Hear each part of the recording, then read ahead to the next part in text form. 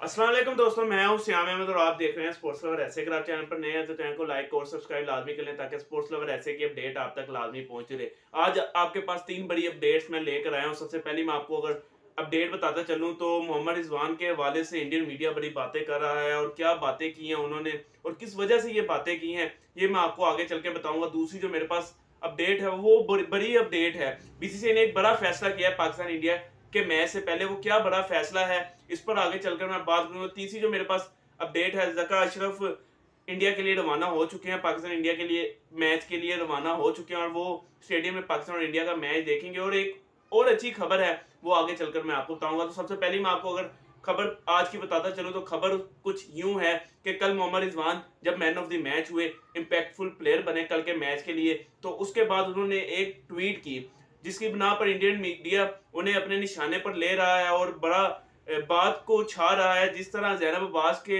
साथ हुआ इस तरह वो चाह रहा है कि मोहम्मद रिजवान के साथ भी हो।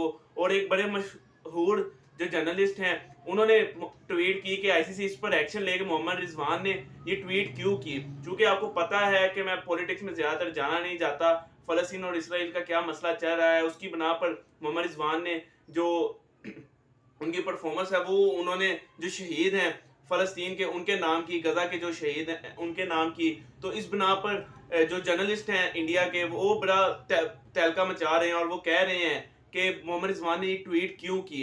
चूंकि 2019 का जो वर्ल्ड कप था, धोनी के जो ग्लव्स थे जो जिसपे आर्मी का कुछ डिजाइन बना हुआ था वो आईसीसी ने उन्हें चेंज करने के लिए कहा, तो जिसकी बिना पर अब इंडियन मीडिया भी ये बात उठा रहा है कि मोहम्मद रिजवान को ये ट्वीट डिलीट कर देनी चाहिए। लेकिन आईसीसी का भी इस पर बयान आ चुका है और वो ये कहना चाहता है कि जो प्लेयर्स का मसला है वो ग्राउंड के अंदर है, ग्राउंड के बाहर आईसीसी कुछ नहीं कर सकता।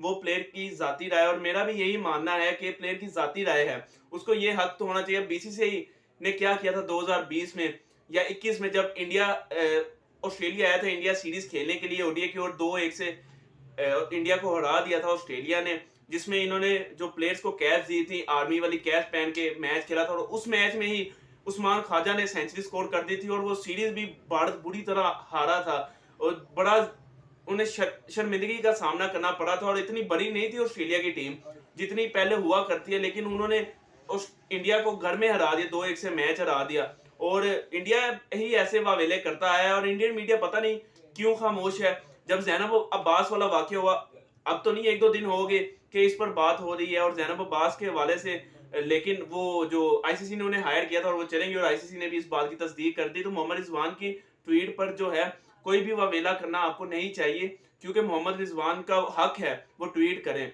और अपने मुसलमान भाइयों के लिए करें। तो आपको शर्मिंदा होना चाहिए जो लोग इस बात पर आवाज उठा रहे हैं कि मोहम्मद रिजवान ने ये ट्वीट क्यों की। दूसरी जो मेरे पास अपडेट है वो है बीसीसीआई के हवाले से। बीसीसीआई ने एक बड़ा फैसला किया है। वो क्या बड़ा फैसला है जी, मैं आपको बताता चलूं। इंडिया पाकिस्तान से पहले ये पहली बार ही मेरे ख्याल से होने जा रहा है कि वर्ल्ड कप स्टार्ट हुआ, उसकी ओपनिंग सेरेमनी नहीं हुई, बीसीसीआई ने कैंसिल कर दी। क्या ये एक सरप्राइज था जो दिया जाने लगा शौकीन क्रिकेट, और शौकीन क्रिकेट भी बड़े खुश हुए हैं ये इस बात पर कि अब इंडिया और पाकिस्तान से के मैच से पहले सेरेमनी होगी।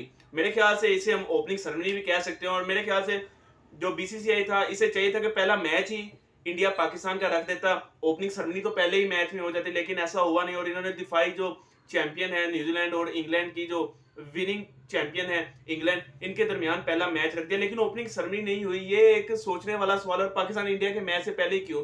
क्या सिर्फ पाकिस्तान और इंडिया का मैच देखने के लिए ही लोग आते हैं स्टेडियम में? क्या न्यूजीलैंड और इंग्लैंड का मैच ओपनिंग सेरेमनी की अगर करते तो इंडिया के जो शौकीन क्रिकेट है वो जरूर आते। पाकिस्तान से भी अगर ये अलाउ करते तो जरूर मैच देखने के लिए जाते, लेकिन इंडिया इंग्लैंड और जो न्यूजीलैंड का मैच है वो शौकीन क्रिकेट आए नहीं थे। और बड़ा पूरी दुनिया के जो जर्नलिस्ट हैं और जो एनालिस्ट हैं वो इस पर बात कर रहे थे कि शौकीन क्रिकेट की तादाद है ही नहीं स्टेडियम में। और पहले मैच की मैं आपको खुद बताऊं तो तादाद है ही नहीं थी स्टेडियम में शौकीन क्रिकेट की। और पाकिस्तान इंडिया के मैच से पहले ही ये एक शौकीन क्रिकेट के लिए बहुत अच्छी खबर है कि वो आकर ओपनिंग सेरेमनी देखेंगे, अरिजीत सिंह को परफॉर्म करता हुआ देखेंगे, अमिताभ बच्चन को देखेंगे, उसके अलावा एक दो और इनके और परफॉर्मेंस हैं वो परफॉर्म करेंगे ओपनिंग सेरेमनी में। तो मेरे ख्याल से एक अच्छा मौका है। लेकिन ये रख लेते, इंडिया पाकिस्तान से पहले भी रख सकते थे, लेकिन इन्हें चाहिए था कि पहले मैच में ही ओपनिंग सेरेमनी होती ताकि और पुरजोश होती। लेकिन शौकीन क्रिकेट के लिए ये एक बड़ी खबर है।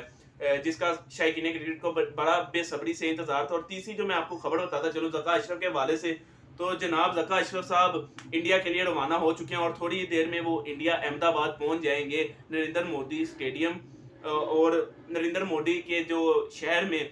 तो मैं आपको बताता चलूं कि अब एक और खुशखबरी वो ये है कि जर्नलिस्ट के लिए भी वीज़ा आ जाएंगे। जो पाकिस्तान के टॉप 20 जर्नलिस्ट हैं वो सबसे पहले ट्रैवल करेंगे। देखते हैं जी बीसीसीआई कितने जर्नलिस्ट को वीज़ा जारी करता है, लेकिन मेरे जो सुनने में खबर आ रही है वो यही है कि 20 जर्नलिस्ट जो हैं उन्हें वीज़ा जारी किया जाएगा। और टॉप के जर्नलिस्ट भी मैं आपको नाम तो नहीं बताऊंगा क्योंकि मेरे बड़े फेवरेट जर्नलिस्ट भी जो हैं उनका तो नाम आएगा, और कुछ लाहौर के हैं मेन जो 10-12 हैं, तो वो तो लाहौर के, और एक दो का मैंने इंटरव्यू भी किया अपने चैनल पर लगाया हुआ है, आप देख भी सकते हैं। वो तो लाजमी जाएंगे। और शौकीन क्रिकेट के लिए क्या है, अब इस पर भी बीसीसीआई को सोचने की जरूरत है और इंडियन गवर्नमेंट को सोचने की जरूरत है कि इंडियन गवर्नमेंट को चाहिए कि शौकीन क्रिकेट जो है पाकिस्तान के उन्हें भी वीजा जारी किया जाए। अभी तो खुशखबरी आ रही है कि ज़का अशरफ साहब आज पहुंच जाएंगे, फिर जर्नलिस्ट जो है मेरे ख्याल से एक दो दिन कल में भी आ जाए, और जो पाकिस्तान के जर्नलिस्ट हैं वो पहुंच जाएं पाकिस्तान इंडिया का मैच कवर करने के लिए। और उसके बाद शौकीन क्रिकेट को भी इसकी इजाज़त मिल जाए कि वो भी इंडिया ट्रैवल करे पाकिस्तान के मैचेस देखने के लिए। लेकिन बीसीसीआई को और इंडियन गवर्नमेंट को ये चाहिए था कि इनिशिएटिव लेना चाहिए, लेकिन मैं खुद बड़ा सराहता हूँ ज़का अशरफ साहब के जो इन्होंने डिसीजन लिए और बड़े सख्त स्टांस लिए हैं। उन्होंने आईसीसी को मेल करते ही रहे, और उन्होंने जो आईपीसी मिनिस्टर्स हैं हमारे उनके साथ भी राब्ता किया कि हमें क्यों वीज़ा जारी नहीं हो रहे इंडिया के लिए। वर्ल्ड कप एक बड़ा आलमी दुनिया क्रिकेट का आलमी कप जो है उसके लिए पाकिस्तान के जर्नलिस्ट को वीज़ा जारी क्यों नहीं हो रहे, क्योंकि पाकिस्तान के जो जर्नलिस्ट हैं उन्होंने तो बड़े बड़े इवेंट कवर कर लिए हैं।